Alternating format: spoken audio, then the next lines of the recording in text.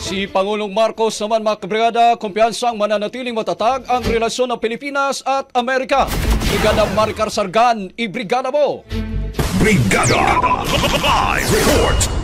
Tiwala si Pangulong Ferdinand Marcos Jr. na mananatiling matatag ang relasyon ng Pilipinas at Estados Unidos sa kabila ng nalalapit na pagpapalit ng liderato sa naturang bansa. Sa pag-uusap kagabi sa telepono ni Pangulong Marcos at outgoing US Vice President Kamala Harris, binigyang diin ng Pangulo ang makabuluhang pag-unlad ng bilateral relation ng dalawang bansa, partikular na sa larangan ng ekonomiya, diplomasya at defense and security. Maaalalang formal na naitatag ang diplomatic relation ng Pilipinas at US noong July 4, 1946.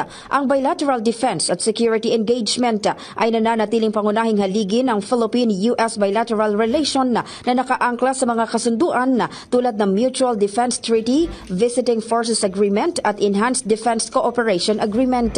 Binanggit naman ni Vice President Harris ang malawak na suporta ng Washington upang palakasin ang ugnayan ng dalawang bansa. Idiniin din niya ang kahalagahan ng trilateral cooperation kasama ang Japan upang mapalakas ang ekonomiya, matiyak ang supply chain at mapalaganap ang seguridad sa rehiyon.